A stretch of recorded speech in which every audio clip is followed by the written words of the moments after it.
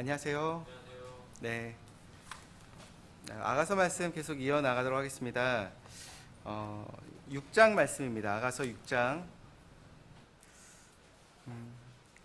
저희가 5장의 내용에서부터 우리가 이야기가 계속 진행됐던 이 부분은 여인이 술람이 여인이 잠이 들었죠. 잠이 든 것처럼 자리에 있었지만 그 시간에 그 솔로몬 왕이 그녀를 찾아왔습니다.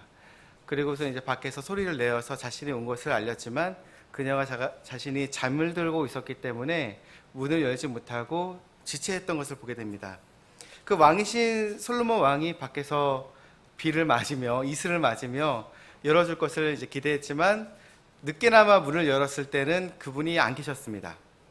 그리고 그녀가 이제 그 미안한 마음에, 보고 싶은 마음에 돌아다녔지만 찾을 수 없었습니다. 그래서 만났던 예루살렘의 딸들에게 8절도 보면은 자신이 이제 그분으로 인해 병이 났다고 알려달라 이렇게 말을 하게 됩니다.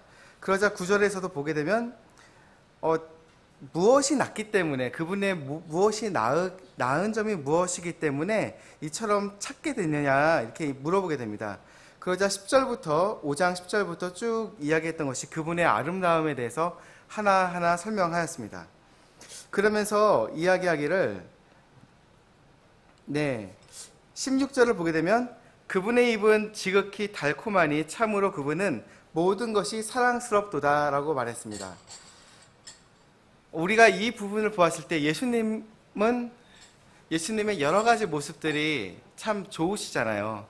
그리고 그분이 얼마나 아름답고 훌륭한 분이신지를 알게 되는데, 우리가 이야기할 때 참 이렇게 하나의 심상이 떠오른다면 그분은 모든 것이 사랑스러우신 너무나 좋은 분이시다는 거, 그리고 또한 그분은 나의 친구이시로다라고 이야기하는 것을 우리가 보게 되었습니다.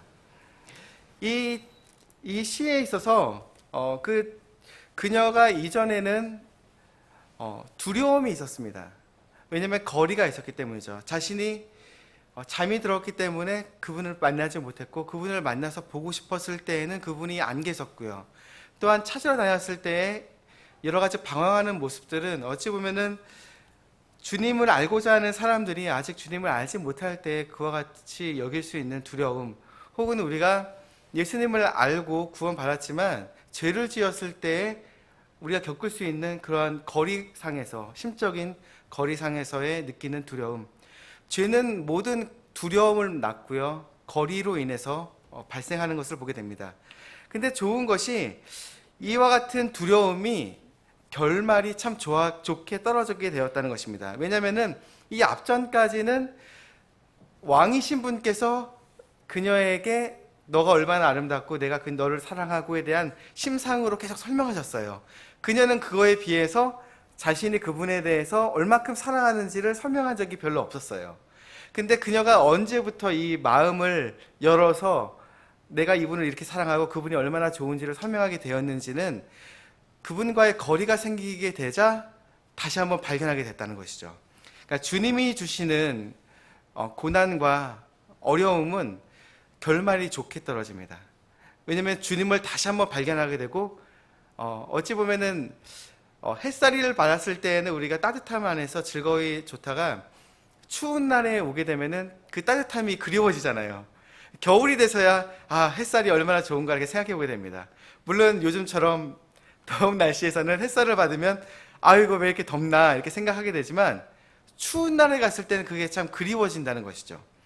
동일하게 주님에 대해서 사랑과 그분을 갈망하는 마음은 떨어지게 되자 그녀가 발견하게 되었습니다. 이 부분을 우리가 지난주까지 보게 되었는데요. 이제는 그 다음 절, 우리가 그 6장 2절에 있는 내용을 한번 보도록 하겠습니다. 이 앞에까지는 그녀가 찾는 부분이었습니다. 근데 6장 2절이 되자 시의 심상이 확 바뀌게 됩니다. 나의 사랑하는 이는 자신의 동산으로 내려가사 향료 꽃밭에 이르러 동산에서 양떼를 먹이시며 백합을 거두시는도다. 근데 바로 전까지 6장 1절까지 보면, 6장 1절 한번 보시면 오 여자들 가운데 가장 어여쁜 자야, 너의 사랑하는 이가 어디로 가셨느냐? 너의 사랑하는 이가 어디로 돌이키셨느냐? 우리가 너와 함께 그분을 찾으라노라. 방금 전까지는 찾는 부분이었잖아요. 그 예루살렘의 딸들을 만나가지고 같이 찾으러 가자 이렇게 이야기가 했는데 갑자기 심상이 확 바뀌면서 주님을 발견하게 됐어요. 약간 이런 느낌인 것 같아요. 이렇게 지금처럼 이렇게 비가 내리거나 어두운 날에는 햇살이 안 보이잖아요. 근데 갑자기 먹구름이 순간 딱 지나가게 되자 구름들 사이에서 햇살이 딱 비춰올 때 우리의 마음이 갑자기 따뜻해질 거예요. 동일하게 주님을 발견하지 못할 때에는 어디서 찾아야 되냐 막 설명하니까 옆에 있는 사람이 그러면 우리가 함께 찾으러 가자 이렇게 이야기를 했습니다. 근데 순간 눈을 돌이켜서 딱 보게 되니까 주님을 발견하게 된 거예요. 주님이 어디 계셨냐면 보게 되면 동산에 내려가셔서 향료꽃 밭에 이르러 동산에서 양떼를 먹이시며 백합을 거두시고 계시다고 성경이 말하고 있습니다. 이것을 보면 전 얼마나 아름다운 시적인 표현인가 한번 생각해 보게 되었습니다. 주님이 없어가지고 나는 방황하고 있었는데 사실 보게 되니까 가장 평온하고 아름다운 모습으로 주님이 그 자리에 계시다는 거예요. 또한 친숙한 모습으로 계시다는 거였습니다. 어찌 보면 이전에는 그녀가 주님과 함께 있었던 그 동산에서 처음에는 어땠을까요? 내가 밤사이에 저 먼 곳에 가서 유향나무와 몰량나무에서 향료를 가져와서 나도 좀 치장을 하자 이와 같은 상황이었고, 근데 주님의 사랑을 발견하게 되자 이제는 먼 곳에서부터 향료가 다 흘러나와 나와 함께 있자 하는 그런 이야기들이 전해 있었습니다. 근데 주님을 찾지 못했을 때에는 방황을 하다가 순간 주님을 발견하게 되자 가장 평온한 모습으로 주님이 그 골짜기에서 양떼를 먹이시고 향료들과 함께 계시고 아름다운 모습으로 지극히 평온한 모습으로 계시던 것을 보게 됩니다. 이것은 이런 생각을 해보게 됐어요. 지극히 아름다운 평안함, 세상에 알지도 못하고 주지도 못하는 그 평온함은 어디로부터 올까? 이것은 오직 예수님을 발견할 때이지 않을까? 예수님을 발견할 때 세상이 나를 정말 어떤 면에서 채워주지도 못했고 만족을 주지 못했지만 내가 예수님을 다시 발견했을 때 그 주님은 나를 이미 기다리시며 그 자리에 가장 평온하게 나를 기다리고 계셨구나, 이런 모습을 발견하게 됩니다. 주님과의 거리가 있었을 때 그녀는 막 방황을 하고 있었어요. 이 모습은 어찌 보면 죄로 인해서 떠돌 수밖에 없는 죄인의 모습, 주님과 죄인이 얼마만큼 멀리 떨어질 수 있을까를 보여준다면, 반대로 주님의 보혈로 인해서 주님의 자녀가 된 자들이라면 얼마만큼 가까워질 수 있는가는 이와 같은 말씀에서 보여준다고 생각하게 됩니다. 우리가 얼마만큼 주님과 가까워질 수 있을까요? 제가 이렇게 한번 생각을 한번 해봤어요. 저에게 손이 2개가 있습니다. 물론 3개나 4개가 있지 않습니다. 2손이 있는데 이게 주님이시고 이게 정엽 형제라면 죄인으로서 저의 모습이, 이전의 모습은 이처럼 멀리 떨어져 있을 수밖에 없습니다. 물론 주님이 나와 함께하고 계신 그 언약에 따라서는 구원 받았음에도 죄를 짓게 된다면 분명히 교제 관계 안에서는 저는 멀리 떨어져 있는 그런 상황, 내가 회개하고 주님 안에 다시 가기 전까지는 떨어져 있는 그와 같은 근심에 놓일 수밖에 없습니다. 죄는 이와 같은 것을 보여주게 됩니다. 거리가 있다는 것이죠. 근데 주님을 발견하게 됐다는 것, 주님을 알게 됐다는 교제가 성립이 된다는 것은 붙어 있다는 거죠. 함께 한다는 것이죠. 근데 그분의 교제는 이처럼 2개로서 따로따로 있는 것이 아니라 연합이라는 것입니다. 굳이 말하자면 하나가 되어 있다는 거예요. 주님과 나는 예수님 안에서, 그러니까 하나님과 나와의 교제 관계는 예수님 안에서 하나의 연합된 것을 우리가 생각해 보게 됩니다.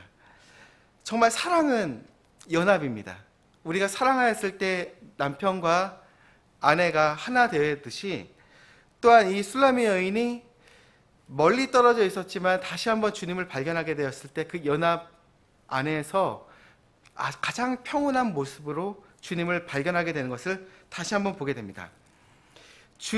우리는 예수님 안에서 죽었고 또한 부활하였음을 우리가 침례를 할 때 주님 앞에서 우리가 고백했던 것을 보게 됩니다. 우리가 만일 죽었다면 죽음 안에서, 예수님의 죽음 안에서 나의 두려움과 모든 거짓된 그런 부정함들이 같이 죽었고, 나는 이제 내가 아니요 부활하신 그리스도께서 내 안에 사신다는 것을 우리는 다시 한번 기억해 보게 됩니다. 로마서 말씀 6장 7절에서부터는 이와 같이 말씀하십니다. 죽은 자는 죄로부터 해방되었느니라. 만일 이제 우리가 그리스도와 함께 죽었으면 또한 그분과 함께 살 줄을 믿노니, 그리스도께서 죽은 자들로부터 일으켜 주셨으므로 다시는 죽지 아니하시고 사망이 다시는 그분을 지배하지 못하는 줄 우리가 아노라. 예수님께서는 한 번 죽으시고 다시 부활하셨기 때문에 죽음이 더 이상 그분을 지배하지 못한다 말합니다. 근데 우리가 예수님 안에서 함께 죽고 부활하였음을 고백한다면 죄로 인한 두려움이 우리 안에 우리를 사로잡지 못한다 말합니다. 물론 죽음이 우리의 눈앞에 있을 수 있고 육체적으로 죽을 수 있습니다. 주님이 먼저 오시지 아니하고 우리가 먼저 눈을 감게 된다면 죽음이 우리의 삶 안에 놓여지게 될 것입니다. 하지만 두려움과 초조함이 거리감으로부터 나온 것이었다면 우리가 주님 안에서 내가 들어가 있기에 어떠한 거리도 없기에 죽음이 줄 수 있는 두려움과 초조함은 우리의 것이 아니라는 것입니다. 죽음과 하나 되었고 부활하시는 생명과 하나 되었기 때문에 주님만 믿으면, 세상에선 그러죠. 만병통치약처럼 교회에 오면 모든 것이 잘 될 것이다 라고 어떤 사람들은 생각하지만, 주님은 사망도 고통도 곤경도 우리 삶 안에 놓아줄 수 있습니다. 하지만 중요한 것은 죄로 인해서 우리에게 이전에 미쳤던 두려움과 초조함과 그와 같은 우리의 마음을 사로잡던 것들은 이제 우리의 것이 아니라는 것입니다. 유명한 노래 하나가 우리 마라나타 410장에 있습니다. 한번 찾아보시죠. 한번 보시면요, 마라나타 찬송가 있으시면 410장에 이와 같은 찬양이 있습니다. 영어로서 표현되던 게 이게 시와 같아서 우리말로는 잘 문맥으로 잘 한 번에 표현되진 않았습니다.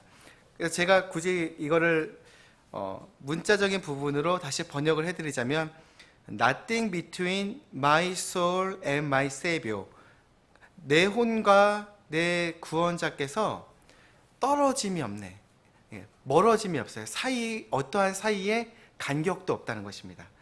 이 세상 헛됨 사라질 꿈, 죄된 쾌락 다 포기하니 예수 내 것 떨어짐 없네. 내 혼과 주는 떨어짐 없네. 주 복된 얼굴 볼 수 있네. 날 향한 주의 은총 막을 자가 없네. 정결하리 떨어짐 없네. 제가 다시 번역해드리지만 결국 주님과 나는 어떤 떨어짐도 없이 주님과 내 사이 안에는 어떤 벽도 없다는 것입니다. 이것은 왜 그렇게 되는가? 주님께서 나를 사랑하시고 나를 주님의 것으로 삼아주셨기 때문에 예수님 안에서 우리는 어떠한 하나님과의 떨어짐도 멀어짐도 없다는 것입니다. 이제 우리가 6장 4절부터 7장 10절로 이어지는 5번째 시로 나아가게 됩니다. 7개의 시 중에 이제 우리가 5번째 시로 오게 됐는데, 이 내용을 하나의 문장으로 설명하자면 왕이 자신의 신부에 대해서 묵상하신다는 것입니다. 이전에는 그 여인이 방황을 통해서 그분을 찾는 데까지에 대한 과정이 나왔다면, 이번에는 그 자신의 신부에 대해서 왕이신 분께서 묵상하신다는 것입니다. 이 부분을 한번 보자면 이 내용에서 첫 번째 이 부분 4절부터 한번 보시면 이처럼 말합니다. 오 내 사랑아, 너는 디르사같이 어여쁘고 예루살렘같이 아름다우며 깃발을 세운 군대같이 위엄이 있구나라고 시작이 되고 있습니다. 디르사는 이게 민수기 27장의 26장 30절부터 33절부터 나오는 이야기에서 나오는 것인데요. 슬로브앗이라는 사람이 이제 죽게 되었는데 그에게 아들은 없고 딸들만 있었습니다. 그러자 모세에게 가서 그 상속 유업에 대해서 우리 아버지가 아들이 없다고 해서 상속 유업을 안 받는 게 말이 됩니까? 내 아버지의 이름이 끊어져야 되겠습니까? 라고 말하자 상속 유업을 받는 그의 딸들에 대한 이름이 나오는데 그 중에 하나가 디르사입니다. 그리고 그로 인해서 나중에는 사마리아 지역의 고지대에 지역 고지대에 있는 성의 이름도 디르사라고 여호수아기 12장 24절에 나오기도 합니다. 즉 어떤 지명 이름이에요. 이스라엘의 지명 이름. 또한 우리가 예루살렘이라는 이름도 발견하게 됩니다. 우리가 잘 알죠. 이스라엘의 한 지명이기도 합니다. 이처럼 이제 이 내용에서부터는 여러 가지 묘사가 나오는데 그녀에 대한 묘사가 나오는데 지역 이름들이 다른 데보다 많이 나옵니다. 이것은 무엇 때문일까 한번 생각해 보게 됩니다. 물론 술라미 여인에 대한 솔로몬 왕의 사랑에 대한 표현을 술라미 여인의 모습을 통해서 이야기하고 있지만 그녀에 대한 묘사가 어떤 지형적인 묘사로 많이 된다는 것은 즉 신랑이신 하나님께서 자신의 신부인 이스라엘을 바라보았을 때 이스라엘 곳곳에 있는 그 지역들에 대한 묘사를 통해서 이스라엘에 대한 사랑을 표현하신다는 것입니다. 이 시에 대한 심상은 처음 시작이 술라미 여인을 바라보았을 때 솔로몬 왕이 당신의 머리털은 이처럼 아름답고 목은 이처럼 아름답고 발이 이처럼 아름답고 눈이 이처럼 아름답고 이것들에 대한 묘사이지만 그것을 통해 하나님께서 자신의 신부에 대한 사랑을 특히 이스라엘에 대한 사랑을 설명하고 있다는 것을 우리가 이제 하나하나 보게 됩니다. 그녀는 무엇과 같다고 말하는지 5절부터 쭉 보게 되면 눈은 나를 사로잡았고 머리털은 길르앗 지명 이름이죠. 고산지대 산이죠. 길르앗 지명 같고 또한 이는 무엇과 같고 이빨은 또 어떠와 같다 이렇게 설명하게 됩니다. 또한 9절부터 8절 9절부터 보면 이제는 그와 같은 묘사를 넘어서 그녀의 모습의 순수함을 찬양하기에 이릅니다. 왕비가 60명이고 후궁이 80명이며 처녀는 수도 없이 많으나 나의 비둘기 나의 더럽히지 아니한 자는 오직 하나뿐이로구나. 그녀는 그녀의 어머니의 유일한 자요 그녀를 낳은 여인이 가장 귀중히 여기는 자로다. 딸들이 그녀를 보고 축복하였으니 참으로 왕비들과 후궁들도 그녀를 칭찬하여도다. 이 내용을 보게 되니 왕이 신부를 보았을 때 그녀의 아름다움은 너가 얼마나 똑똑한지 IQ가 뭐 180이 넘는구나 혹은 너가 내 말을 이해를 하는구나 혹은 너가 외모적으로 어찌어찌 아름답기 때문에 내가 사랑하는구나 이와 같은 것이 아니라 그녀가 순수하다 순결하다는 모습을 통해서 그녀에 대한 사랑의 그 이유를 우리가 발견하게 된다는 것입니다. 왕의 눈앞에 자신의 왕국에 많은 여인들이 있지만 이처럼 산골에 가서야 발견했던 그 여인을 바라보았을 때 그녀의 아름다움은 더럽혀지지 아니한 순결한 순수한 모습이 내가 이전에 알던 모든 많은 여인들보다 너가 더 아름답다고 하는 그와 같은 이유가 되었습니다. 그 때문에 우리가 예수님이 우리 교회를 바라보셨을 때 우리 교회 안에 있는 나 자신을 바라보았을 때 무엇을 두고 아름답다 하실까 우리 생각해 보게 됩니다. 아마 타협하지 아니하는 이 주님의 교회의 순결함, 순수성, 주님의 진리와 그분의 사랑에 대해서 변치 않는 믿음, 그거로 인해서 나아가서 복음을 전하고 주님의 사랑에 대한 고백에 따라 사는 것, 이와 같은 것을 두고 주님은 분명 나를 사랑하는 이유라 말씀하실 것입니다. 이제는 10절에서부터 이와 같은 이야기들이 이제 이어지게 되는데,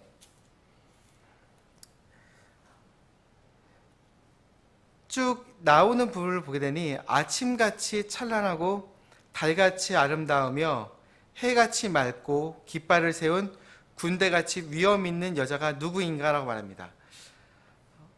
아마 그녀를 처음 봤을 때의 첫인상 같아 보여요. 딱 보면은.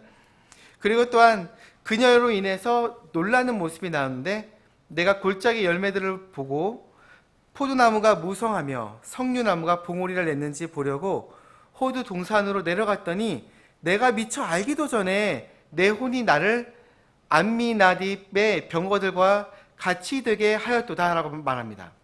암미나딥도, 암미라는 얘기는 내 백성이라는 것이고요, 나딥은 자유롭다는 의미입니다. 즉 내 백성은 자유로운 자다라는 의미입니다. 여기 보게 되니까 약간 술라미 여인을 처음 봤을 때 약간 인상이었던 것 같아요. 그죠? 골짜기 밑에 뭐가 있을까 한번 하고서 쭉 내려갔더니, 열매를 보려고 내려갔더니 열매를 본 게 아니라 여인을 하나 보게 된 거예요. 근데 그 여인으로 인해서 놀랐습니다. 아니, 이처럼 아름답고 아침같이 찬란하고 달같이 아름다우며 해같이 맑고 깃발을 세운 군대같이 위엄 있는 여자가 누구인가? 처음에는 골짜기에서 포도나무가 있나? 석류나무가 있나? 열매가 있으려나 하고서 내려갔는데 여인을 본 거예요. 그래서 그녀로 인해 깜짝 놀란 아마 이 첫인상에 대한 회상으로 보이게 됩니다. 그리고 이제는 그 13절을 보게 되면, 돌아오라 돌아오라 오 술라미 여인아, 돌아오라 돌아오라 우리가 너를 바라보려 하노라. 즉 우리가라고 말하면서 많은 사람들과 함께 그녀를 보고 싶어하는 마음으로 오라고 말합니다. 근데 우리가 이 내용에서 보게 되면 돌아오라라고 했을 때 온다는 말의 의미는, 우리는 그러죠, 이렇게 지리도를 보기 때문에 지도 북쪽으로 가면 올라간다 생각하고 남쪽으로 가면 내려간다 생각합니다. 근데 이스라엘에 있어서는 약간 이와 같이 생각해 보시면 되는데, 우리는 옛날에 한양으로 상경한다 그러죠. 그죠? 위가 있든 우리가 북쪽에 살든 아래 살든 경성 혹은 한양으로 상경한다고 해요. 올라간다라고 말합니다. 그리고 고향으로 내려간다는 것은 돌아간다는 것을 우리가 얘기를 하게 됩니다. 근데 중요한 게, 여기서는 돌아오라라고 했을 때는 유대 민족에 있어서는 예루살렘에 가까운 곳 혹은 주님의 임재에 가까운 곳, 성막이든 성전이든 실로든 예루살렘이든 주님의 임재에 가까운 곳은 오라라고 말을 하고요, 그리고 혹은 올라간다라고 말하고, 지역 지명과 전혀 상관없이 그 주님의 임재로부터 멀어지는 것은 간다라고 표현하게 됩니다. 오라라고 했을 때는 주님께서 멀어져 있는 그녀에게 자신의 임재로 가까이 오라라고 하시는 부르심으로 생각해 보게 되게 됩니다. 즉 솔로몬에게서는 자신이 있는 왕궁일 것입니다. 왕궁에 그가 그래서 왕자를 두고 앉아있기 때문이라는 것이죠. 13절을 보게 되면, 너희가 술라미 여인에게 무엇을 보고자 하느냐? 그것은 마치 두 군대의 무리와 같도다 말합니다. 마치 두 군데의 무리라고 말하는 것, 두 군데의 무리라는 것은 히브리어로 마하나임입니다. 마하나임. 요단강 지류의 야복강에서 야곱이 주님과 주님의 천사와 씨름을 한 다음에 할 때쯤에 천사의 무리를 보고서 마하나임이라고 그곳을 말했습니다. 즉 이것도 이스라엘의 어떤 지명으로 또 생각해 볼 수가 있습니다. 근데 이 내용 네 가지 보면 10절, 10에 12 그리고 13의 이 두 부분, 이것은 약간 두 부분으로 나눌 수가 있는데, 첫 번째는 그녀를 처음 발견했을 때의 그녀에 대한 모습을 그리면서 그녀에 대한 사랑을 표현하게 됐다면, 이제는 돌아오라, 오라, 내 가까운 곳이다. 또한 이제는 군대 얘기를 할 수 있는, 그것은 마치 두 군데의 무리와 같도다라고 말을 하며, 그 여인이 있는 곳이 어떤 바뀐 신분을 또한 표현할 수 있다는 것입니다. 왜냐하면 그녀가 그냥 원래 왕을 알지 못했다면 레바논에 사는 그냥 시골 처녀로 그냥 살았을 것입니다. 근데 왕궁에 가까워지고 왕에게 가까워지고 13절에서는요 왕에 가까워지고, 왜냐면 왕이 부르시니까요. 왕궁에 가까워지고 군대들과 함께 있고요. 이것은 그녀가 이전에는 시골 처녀였지만 왕비가 되었을 때의 모습으로 바뀐 신분으로서 설명하게 되는데, 왜 이 부분을 이처럼 설명하냐면은 나중에 이 뒷부분의 결말과 그리고 또한 이것을 설명하는 시편 45편으로 이어지는 부분이 있기 때문입니다. 시편 45편의 일부 부분을 읽어드리면, 시편 45편은 10절과 11절의 부분을 읽어드리면 이처럼 말합니다. 오 딸들이여 듣고 깊이 생각하며 귀를 기울일지어다. 또한 내 백성과 내 아버지 집을 잊을지어다. 그리하며 왕이 내 아름다움을 심히 사모하리니 그분은 내 주시니라. 너는 그분께 경배할지어다. 이 시편 45편은 이 아가서의 결말에 갔을 때에 다시 보게 될 이 전체 시이기도 합니다. 근데 이 시편 45편에 대한 내용은 왕비가 되었을 때에 이전에 아버지 집을 잊으렴, 이제는 왕궁에 와서 왕과 함께 있는 그와 같은 신분으로서 신분 상승이 된 그녀의 모습을 통해 왕이 얼마나 사랑할지를 설명하는 시이기 때문입니다. 마치 아가서 내용이, 그렇죠, 시골에 있던 처녀가 왕비가 되어서, 꼭 드라마같이 왕비가 되어서 왕의 사랑을 받으며 신분이 놀랍게 변화된 것을 설명하듯이요. 나중에 결말이 됐을 때 이야기를 좀 더 설명을 해드리겠지만, 그러면 우리가 한번 앞에서도 디르사라는 지명이 나왔고 예루살렘이 나왔고 암미나딥 그리고 마하나임, 이와 같이 단어들을 통해서 이스라엘의 모습들을 발견하게 되는데, 이것은 다시 설명하지만 솔로몬이 술라미 여인을 향한 사랑을 통해 하나님께서 신부인 이스라엘을 향한 사랑을 설명하신다는 거예요. 그렇기 때문에 이스라엘의 여러 가지 지명들, 그녀가 얼마나 아름다운지를 설명하고 있다는 것입니다.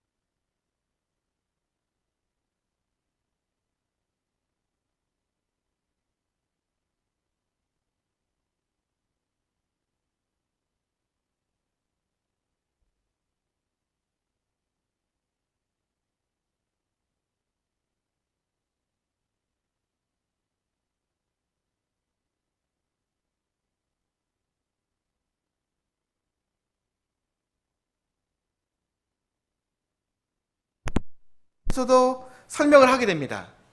이런 부분들을 보았을 때 도대체 성경에서 하나님께서 이와 같은 묘사를 통해서 심지어 아이들에게도 주고자 하는 교훈이 무엇일까라고 한번 생각해 보게 되었습니다. 이것은 이 생각을 먼저 하게 됐어요. 물론 언어는 우리가 말하는 것은 차이가 있어요. 우리가 사람마다 모든 사람에게 똑같은 말이나 표현이라 내 속마음을 표현하시나요? 모든 사람에게요? 그렇진 않죠. 저도 부부가 있지만 부부끼리 할 수 있는 이야기가 있고, 또한 친구와 할 수 있는 얘기가 있고, 교회에서 성도끼리 할 수 있는 얘기가 있고, 또 아이들에게 하는 얘기도 또 따로 있습니다. 물론 이와 같은 차이는 있어요. 그렇다면 도대체 이 성경에 나와 있는 이처럼 참 부부의 모습 안에 서로에 대한 사랑을 표현하는 이와 같은 묘사는 도대체 무엇을 위한 것일까라고 한번 생각해 보게 되었습니다. 이것은 굳이 말하자면 주님께서도 똑같았을 것 같습니다. 주님께서 모든 사람에게 똑같은 표현, 그러니까 누군가에게 말을 하진 않잖아요. 아브라함에게 이야기할 수 있는 게 있었고요. 내가 어떻게 아브라함에게 이야기 않고 다른 사람에게 얘기하겠느냐, 그러니까 혹은 내가 할 일에 대해서 어떻게 감추겠냐 말하면서 아브라함에게는 남에게는 가렸던 이야기를 이야기하셨습니다. 주님께서는 사람에게마다 이야기할 수 있는 것 또한, 왜냐하면 우리가 들을 만한 귀가 없을 때에는 나중에 이야기하시는 부분 또한 주님께서도 있을 것입니다. 그렇다면은 하나님 마음 안에 가장 깊숙이 있는, 그와 같이 감춰져 있는 그 말씀은 누구에게 허락할 수 있을 것인가? 이 질문을 한번 해보게 되었어요. 성경에서는 하나님과 우리와의 관계를 설명하기 위해서 사람과 사람과의 관계를 통해서 하나님과 우리와의 관계를 설명하신 경우들이 있습니다. 단계가 있다는 것이죠. 관계를 통해서 그 관계의 깊이를 설명하시는 거예요. 첫 번째가 주인과 종이라는 거예요. 주인이 있고 종이 있으면 주인이 종에게 할 수 있는 얘기와, 또한 반대로 종이 주인께 이야기할 수 있는 이야기는, 말투와 이야기는 달라요. 그죠? 종이 만약에 친구에게 얘기하듯이 주인에게 말하면 바로 매부터 맞을 것입니다. 그와 같은 관계가 분명히 나눠져 있다는 것입니다. 두 번째는 친구 사이에 할 수 있는 이야기가 있다는 것입니다. 친구끼리는 편하게 이야기하는 거예요. 편하게 이야기하는 거. 그 다음에는 아버지와 아들, 혈육으로 맺어진 관계예요. 친구에게는 말을 못하더라도 내 혈육이니까 내가 너에게는 이야기해준다. 예를 들어서 저 산 뒤에 소나무 밑에 내가 보물을 숨겨놨다. 아들에게만 얘기할 수 있을 거예요. 왜냐하면 혈육이니까. 그렇다면은 신랑과 신부가 얼마만큼 가까워졌는가를 성경에서는 말을 하는가를 생각해 보게 된다면, 부부간에 할 수 있는 이야기는 얼마나 친밀한 것인가를 성경을 통해 보게 됩니다. 신랑과 신부는 원래 하나였어요. 아담과 이브가 둘이 아니라, 둘을 따로따로 창조하신 게 아니라 이브를 아담 안에서 함께 창조하신 다음에 나눴다가 다시 하나가 되게끔 주님께서 결혼을 통해 허락하셨다는 것은 부부간에, 신랑과 신부간에 가장 친밀함이 있다는 것을, 내 영과 혼과 육이 주님 안에서 하나 된 관계라는 것을 성경은 설명한다는 것입니다. 제 자매가 농담처럼 이처럼 얘기한 경우가 있어요. 저한테 친구가 있냐고 물어봐요. 농담으로 친구가 있냐고 물어봐요. 제가 그랬을 때 나 친구 없고 여보가 제일 나의 좋은 친구야, 이렇게 말한 적이 있었습니다. 왜냐하면 근데 그 생각을 나중에는, 처음엔 농담처럼 이야기했지만 생각했을 때 부부끼리는 그래야 된다고 생각합니다. 왜냐하면 하나님께서 더 이상 둘이 아니요 하나라고 말씀하셨기 때문이라는 것이죠. 종과 주인에게 이야기할 수 있는 이야기가, 주님께서 만약 예를 들어서 구가 하나가 있다. 구가 하나 있으면 구의 구심점은 하나입니다. 그죠? 동그라미 그리기 위해서 똑같은 실을 가지고 삥 둘른다면 하나의 원이 될 것입니다. 근데 구심점으로부터 거기가 가장 깊은 하나님의 속마음이라면, 우리가 얼마만큼 가까이 있는 존재인가를 설명한다면, 관계로서 말한다면 주인과 종은 가장 멀리에 있는 관계일 것입니다. 친구, 아버지와 아들, 그리고서는 아예 구심점과 하나가 되었습니다. 그리고 신랑과 신부, 부부, 너희가 더 이상 둘이 아니요 하나이다. 아예 하나가 되어서 너와 내 안에서는 어떠한 차이가 없이 너는 내 안에서 숨을 쉬며 너는 포도나무의 열매처럼 열매를 맺는다. 왜냐하면 나의 모든 공급이 너를 통해 너에게 나아가기 때문이다. 이렇게 성경은 이야기할 수 있는 것입니다. 우리는 하나님 아버지와 관계를 맺고 있는데, 교제 관계를 맺고 있는데, 그것은 예수 그리스도 안에서 주님과의 연합된 관계로 하나님 아버지의 가장 깊은 곳에 있는 마음을 알 수 있다는 것입니다. 이와 같은 표현들은 말 그대로 7장에 나와 있는 여러 가지 표현들은 어찌 보면 우리에게 솔직히 부끄러움을 자아낼 수도 있는 부분들도 나와요. 아이들 앞에서 읽기는 좀 부끄럽다라고 생각도 들었었습니다. 근데 왜 이와 같이 부부간에 이야기할 수 있는 그와 같은 표현들이 성경에서 하나님께서 대언을 하셨는가?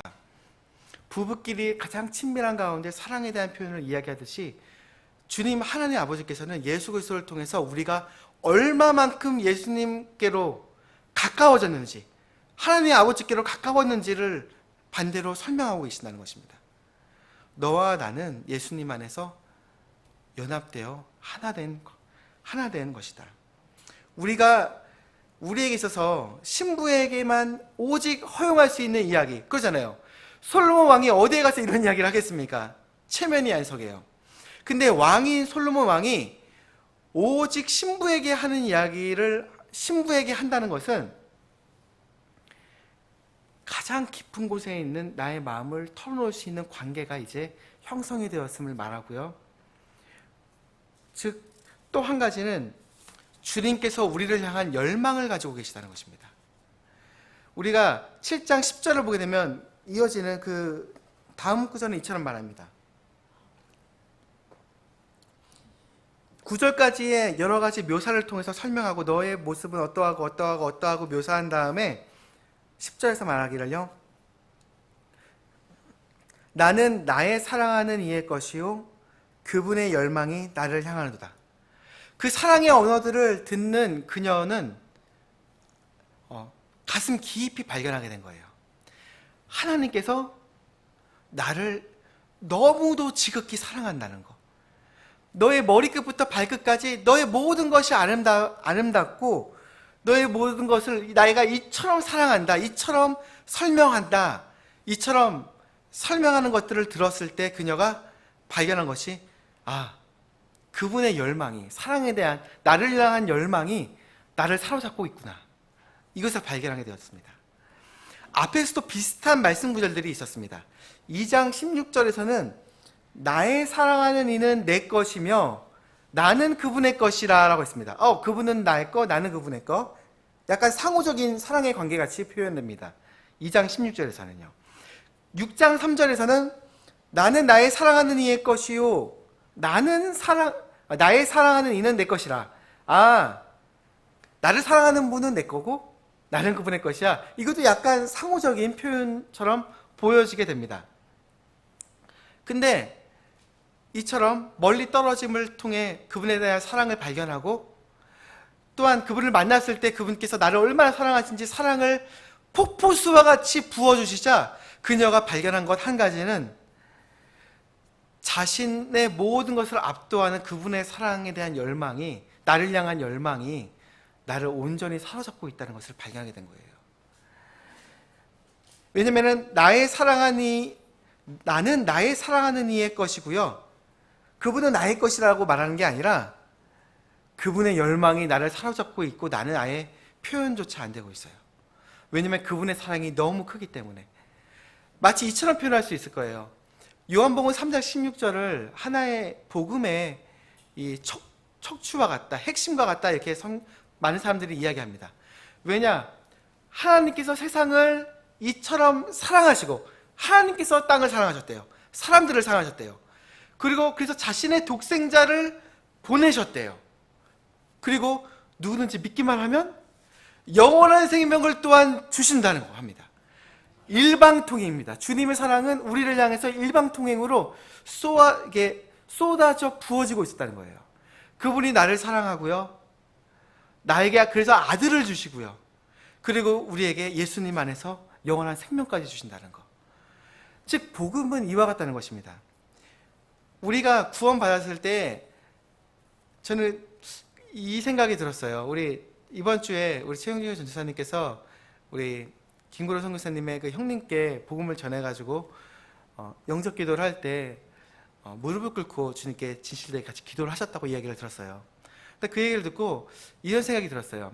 어찌 보면 내가 복음에 대해서 누군가에게 복음을 전할 때 꼭 이게 일반화된 그런 건 아닙니다. 제 생각입니다. 복음을 전할 때 이 사람이 정말 진심으로 받아들이는지 안 받아들이는지는 어찌 보면 무릎을 꿇나 안 꿇나를 통해 알 수 있지 않을까라고 한번 생각해 봤었어요. 왜냐면 내가 도대체 나와 같은 죄인들을 구원했다는 그 사실에 대해서 지적인 것이 아니라 내 온 인격적으로 하나님께 대해 그 전능자 하나님께서 나와 같은 죄인을 위해 죽으시고 부활하셔서 나를 건져주셨다는 그 사실을 내가 인격적으로 받아들인다면 그 전능자 하나님 앞에 내가 무릎을 꿇지 않겠습니까? 그럴 것 같아요. 근데 사실 많은 사람들이 우리가 복음을 전하는 이 사람들에게 전하는 내용을 통해 이 사람이 빨리 구원받기를 바라는 마음, 혹은 우리 시선에서의 어떤 지혜들을 혹은 어떤 체면을 생각하다 보니까 가끔은 편리한 방법들을 많이 선택할 때가 있는 것 같습니다. 근데 복음은 어찌 보면 절대성을 가지고 있는 것 같아요. 하나님께서 도대체 구원받지 못할 이 죄인들을 향해서 어떠한 사랑을 우리에게 베풀어 주셨는가? 도대체 십자가에서 하나님의 아들이 왜 죽어주셨는가?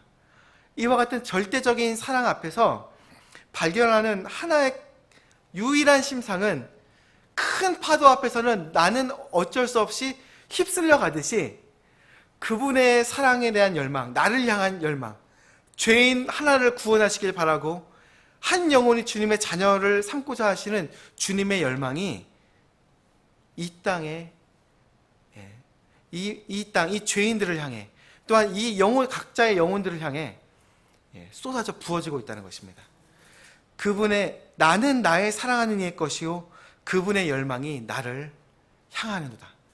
그분의 열망이 나를 향하고 있다는 거예요. 창세기 3장 16절에는 이처럼 표현했습니다. 처음 열망에 대한 표현이 나오는데 아담과 이브가 죄를 짓자 그 부부의 그 모습들 안에서 아담은 어떠한 저주를 받고 이브는 어떠한 저주를 받는지 하나님이 설명하십니다. 그러면서 이브에게 말하기를, 여인에게 말하기를요, 너의 열망이 너의 것이요가 아니라 너의 열망이 내 남편에게 있으리라고 말합니다. 그렇기 때문에 너가 많은 아이들을 낳을 것이다 이렇게 말합니다. 어찌 보면 형제님들이 우리 교도 있지만 저도 형제님이고 형제님들과 자매님들이 결혼을 할 때 형제님들이 자매님을 크게 사랑하는 게 성경적인 것 같습니다. 형제님들이 더 감싸주고 안아주고 사랑해주고 아껴주는 게 더 아름다운 그 가정의 모습처럼 보입니다. 왜냐하면 주님께서 이처럼 여인을 향한 그 아내를 향한 열망이 그 여인의 것이 아니고 남편에게 있음을 통해 아이들을 많이 낳을 것을 설명하고 있었기 때문입니다. 하나님이신 이 분께서 신랑으로서 자신을 드러내어서 자신의 신부인 교회에게 자신의 사랑을 표현할 때 그 엄청난 열망, 사랑의 열망을 이 교회를 향해서 바라보고 계시고 부고 계심을 이 아가서 이 다섯 번째 이 시에서 설명하고 있다는 것입니다. 우리는 이제 다음 시로서 이제 다음 주부터 보게 되는데요. 이제 두 개의 시가 남았습니다.